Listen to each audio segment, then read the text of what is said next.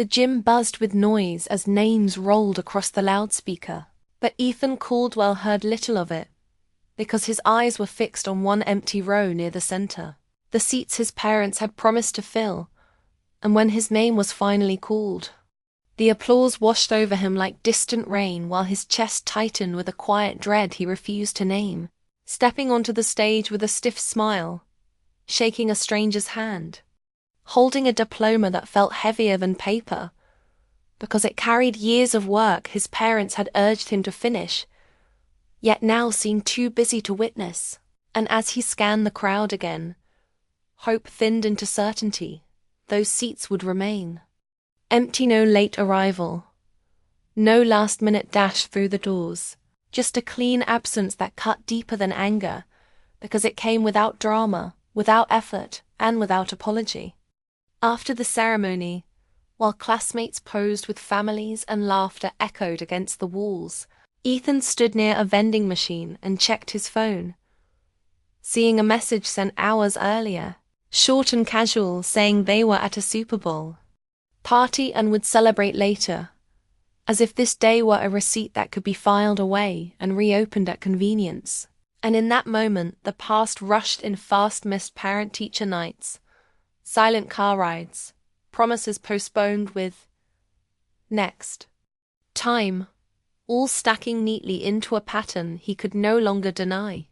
He walked home alone under a cold sky, diploma tucked under his arm, replaying the ceremony in his head, and wondering how something he had worked toward for so long could end in such quiet disappointment.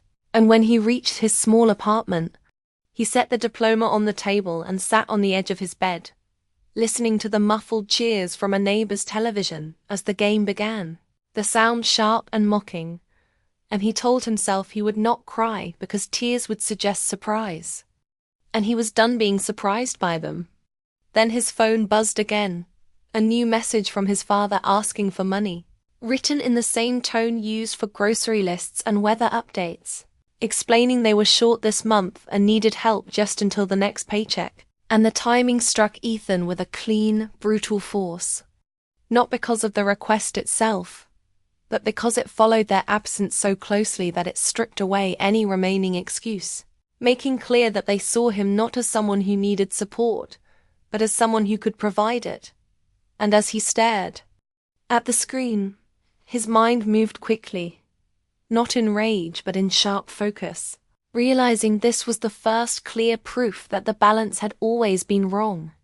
His parents believed they had earned access to his success simply by existing in his past, and in their own view, they were reasonable people who had made a harmless choice between a party and a ceremony, convinced love could wait without cost.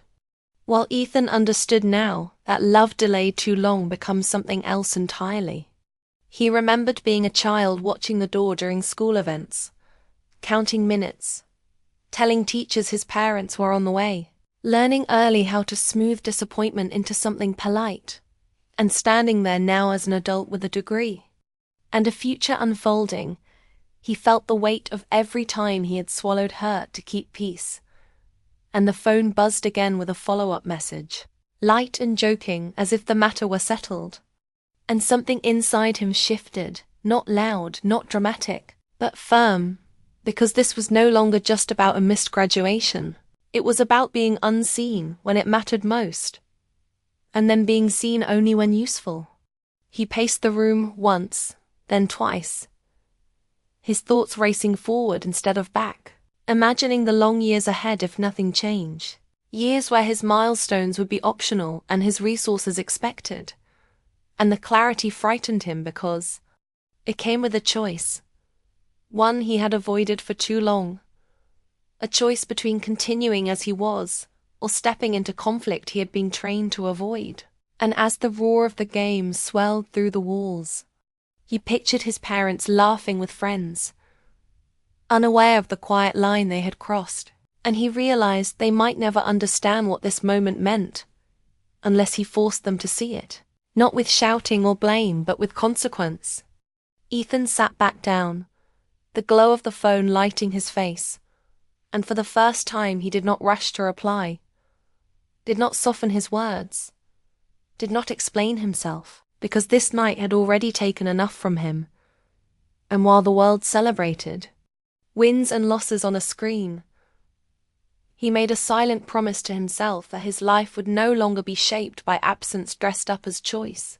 And though he did not yet know what he would do next, he knew with sharp certainty that this betrayal would not fade quietly, that it would demand an answer, and that the boy who once waited in empty rooms had finally reached the end of his patience. Days passed, but the silence from that night clung to Ethan like a shadow, following him to work, sitting beside him on the bus, hovering in the quiet moments when his thoughts had nowhere else to go. And instead of fading, the feeling sharpened, turning from hurt into something more focused, more dangerous, because now he wasn't just remembering what his parents had done. He was measuring it against everything they had ever failed to do, and the pattern became impossible to ignore. At his new job, co-workers congratulated him, asked about the ceremony, and each time he gave a short answer, brushing past the truth. But inside he felt the weight of pretending, because every polite smile reminded him that the people who should have cared the most had chosen something else without hesitation, and that choice replayed in his head like a short clip he couldn't pause or skip. At night, he lay awake staring at the ceiling, not angry enough to shout, not sad enough to cry, but restless, his mind racing forward into imagined conversations where he finally said everything he had swallowed for years. And in those thoughts, his parents listened, truly listened, their faces shifting with regret. Yet when morning came, reality felt duller, quieter, because he knew they did not see themselves as wrong, only misunderstood. His mother sent a message asking if he was busy that weekend. His father followed with another reminder about the money, both written as if nothing had cracked. And Ethan noticed how natural it was for them to reach out when they needed something. How uncomfortable it felt for them to reach out just to ask how he was. And that imbalance became the center of his thoughts, turning slowly into a plan he didn't want to admit even to himself. Revenge didn't arrive as anger. It arrived as logic, neat and convincing, whispering that fairness could be restored if roles were reversed, if they felt even a fraction of the uncertainty he had lived with. And the idea settled in his mind, because it promised control, something he had lacked his entire childhood. He imagined saying yes to their request, sending the money, earning their gratitude, becoming reliable in their eyes. Then one day, when they truly depended on him, pulling back without warning, watching them scramble, watching confusion replace comfort, and the image brought a sharp rush of satisfaction that scared him, because it felt earned, like justice wearing a different name. Yet every time the thought strengthened, another voice pushed back, quieter but steady, reminding him that revenge would tie him to them forever, that every move would still revolve around their reactions. And Ethan found himself trapped between two futures, one where he struck back and proved his worth through denial, and one where he walked away but never felt fully seen. He tried to distract himself with work, staying late, taking on extra tasks, but focus slipped easily, and once, while staring at a spreadsheet, he caught his reflection in the dark screen, his face tense and older than he felt, and it struck him that this inner battle was changing him faster than any job ever could. On a lunch break, he watched parents outside a nearby school waiting for their children, checking phones, holding bags, and the simple act stirred something raw inside him. Not envy but clarity, because those adults showed up without needing a reason, without weighing options. And Ethan wondered when his own parents had learned to treat presents as optional. Memories surfaced quickly now, not as long scenes, but as flashes of science fair, where he stood alone beside his project. A birthday dinner cancelled and never rescheduled. A scholarship letter opened in silence, and each memory fed the same question. If he mattered, why had it always been so easy to leave him waiting? His parents, meanwhile, moved through their days without pause, confident in their version of events, telling themselves they had done enough, that love was proven through survival and bills paid, not attendance or attention, and from their side. Ethan's distance felt sudden and unfair, a shift they did not understand, because they had never learned to read what was not said. One evening his mother called, her voice light but strained, asking if everything was okay, and Ethan almost told her everything, almost let the words spill out fast and sharp, but he stopped, realizing that explaining pain to someone who never noticed it required energy he no longer wanted to spend, and he ended the call politely, leaving the truth hanging between them like an unfinished sentence. Afterward, the pull toward revenge grew stronger, not as an act of cruelty, but as a demand for recognition, because part of him believed pain was the only language they might finally hear, and that belief unsettled him, forcing him to question what kind of man he was becoming.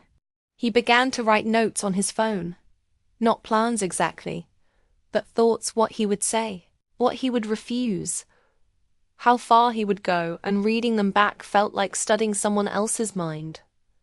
Someone colder, more deliberate, someone shaped by absence into armor. The conflict reached its peak the night he sat with his bank app open, the amount his father had asked for typed in, his finger hovering over the send button, because this single choice could set everything in motion. And his heart pounded not from fear of losing money, but from the weight of what agreeing would mean, how it would lock him into a role he was trying to escape. He closed the app without sending anything, stood by the window, and watched the city lights flicker, each one belonging to someone else's story, someone else's struggle. And he realized that no matter what he chose, there would be loss either, the loss of moral ground, or the loss of the fragile peace he had built by staying quiet. That night, Ethan understood that revenge was not a sudden strike, but a slow path, paved with small choices that reshaped the person walking it. And as he lay down, unable to sleep, he faced the hardest truth yet. The battle was no longer just with his parents, it was with himself, and whatever decision he made next would define not only how they saw him, but how he would see himself long after the anger faded. The decision did not arrive in a flash but hardened quietly, and by the time Sunday came, Ethan knew he could not stay silent any longer, because silence had already cost him too much.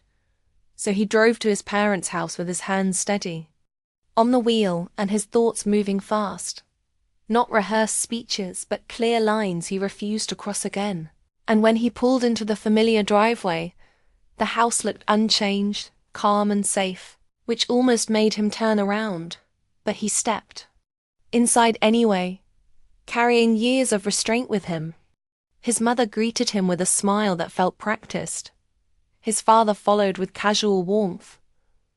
And for a moment, everything moved as it always had. Small talk about work, about traffic, about neighbors. The kind of conversation designed to avoid wait. And Ethan noticed how quickly they settled into comfort, how easily they assumed his presence meant forgiveness. They sat in the living room, the television low, light filtering through the curtains, and then his father leaned back and brought it up again. The money, speaking as if it were already agreed upon, explaining how things were tight, how family helped family, and the words landed with a dull thud because Ethan had heard them before, always framed as logic, never as choice. Time seemed to slow as Ethan felt the moment open in front of him, a narrow bridge between who he had been and who he could become, and his pulse quickened not with fear but with resolve, because he finally understood that avoiding conflict had not kept peace, it had only delayed pain.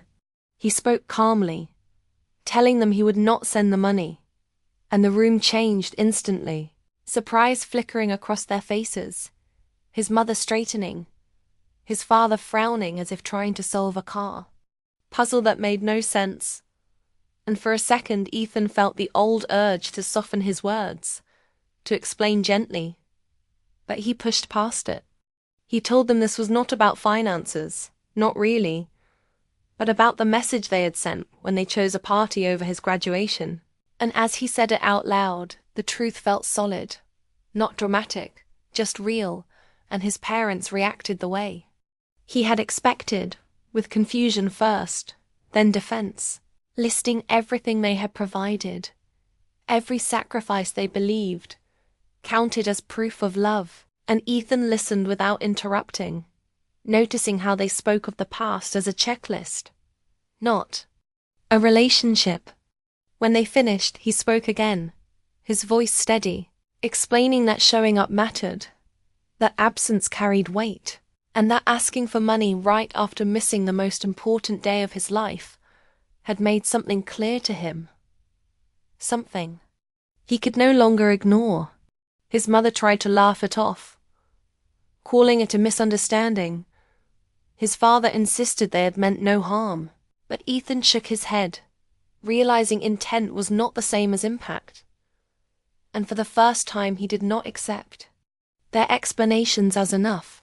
He told them he had considered helping them, and then walking away later, letting them feel what he had felt, and the words shocked them into silence.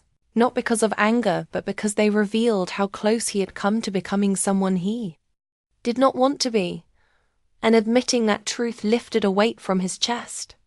The room felt tense now, but honest, stripped of its usual comfort, and Ethan stood, not in anger, but with quiet finality, saying he would not punish them, but he would not pretend anymore either, that if they wanted a relationship with him, it had to be built on effort, not obligation. His father looked unsettled, his mother's eyes filled with something like regret, and for a brief moment Ethan wondered if this was the turning point he had imagined for years. The moment they would finally see him clearly, but he did not wait for it, because waiting had always been the trap. He thanked them for what they had done right, acknowledging the shelter and support they had given, then added that emotional absence still left scars, and without raising his voice, without demanding an apology, he walked toward the door. Number 1 stopped him. No one argued further, and that silence, heavy and unsure, felt different from the silence he had grown up with, because this time it was chosen, not endured. As he stepped outside, the air felt cooler, sharper, and he took a deep breath, realizing his hands were no longer shaking, and the drive back felt shorter, the road clearer, because the decision he had faced for weeks was now behind him. He did not feel victorious, but he did not feel hollow either, just grounded, as if he had finally stood on solid ground after years of leaning toward others for balance. Later that night, sitting alone in his apartment, Ethan replayed the conversation, not with regret but with curiosity, noticing how his parents had struggled to understand something they had never been taught to value, and he accepted that their change, if it came at all, would not arrive overnight. What mattered was that he had stepped off the path of quiet resentment and chosen honesty instead, even though it cost comfort. The climax he had feared, the moment of revenge, had ended not with damage but with truth. And as the city settled into sleep outside his window, Ethan realized that the power he had been seeking was not found in hurting them back, but in refusing to let their choices define his worth any longer. After that day, Ethan expected something dramatic to happen inside him, a rush of relief or a wave of regret, but life moved forward quietly, and the calm that followed felt unfamiliar at first, like a room with no noise after years of constant tension. And as days turned into weeks, he noticed small changes in himself that mattered more than any reaction from his parents. Mornings felt lighter, his thoughts clearer, and at work he focused better, no longer carrying the heavy question of when the next request would arrive or how he would respond, because he had already drawn his line, and that certainty gave him space to breathe. His parents reached out less often, And when they did, their messages sounded different, shorter and careful without assumptions. And once his mother asked how his job was going, not what he could do for them. And another time his father said, "They should have been at the graduation." The words simple and unpolished but real, and Ethan read them slowly, not rushing to reply, letting himself feel the moment without letting it define him. He realized then that revenge would have kept him waiting for satisfaction that might never come, while honesty had given him something steady instead. A sense of control that did not depend on their behavior. There were still quiet moments when old memories surfaced, but they no longer burned. They simply passed through, reminders of where he had been, not where he was going. And he learned that healing did not erase the past. It just loosened its grip. One evening, he ran into a former classmate who talked excitedly about family celebrations and shared photos from graduation day. And for a brief second, the old ache returned. But it faded faster than before, because Ethan knew now that his worth was not measured by who showed up, but by how he chose to move forward. He spent more time building friendships that felt balanced, relationships where effort went both ways, and the contrast was striking, making him aware of how little he had once asked for and how much he had accepted in return. His parents, on their side, struggled quietly with the shift, telling themselves they had done their best, yet feeling the absence of his easy compliance. And though they did not speak of it directly, the change forced them to sit with questions they had avoided for years, and that discomfort, Ethan understood, was not his responsibility to fix. One weekend, his mother invited him to dinner, and he went without expectations, noticing how she tried harder, how she listened more, and though the evening was not perfect, it felt more real than anything before, because it was built on awareness instead of habit. Driving home afterward, Ethan reflected on how close he had come to choosing revenge, how easily he could have turned pain into a weapon, and he felt grateful he had stopped himself, because the satisfaction he once imagined would have faded quickly, leaving him tied to anger he did not want to carry. The lesson revealed itself slowly. Revenge promised balance but delivered more weight, while boundaries, though uncomfortable, created room for growth. As months passed, Ethan grew into his independence, managing his finances, planning his future, and trusting himself in ways he never had before. And when challenges came, he faced them without the expectation that his parents would rescue or reward him, and that self-reliance became a quiet strength. One night, standing by his apartment window, watching city lights flicker like distant signals, he thought about the graduation day again, not with bitterness, but with clarity, understanding that the pain of that moment had pushed him toward a necessary truth, that love without presence feels hollow, and that asking for respect was not selfish. He accepted that his parents might never fully understand the impact of their choices, and he made peace with that, because waiting for perfect closure would only reopen old wounds. What mattered was that he had chosen a path that aligned with who he wanted to be, not who anger might have turned him into. The story did not end with applause or dramatic change, but with something steadier and more lasting, a sense of balance built from self-respect rather than revenge. And as Ethan prepared for the next chapter of his life, he carried one clear lesson with him, simple and firm.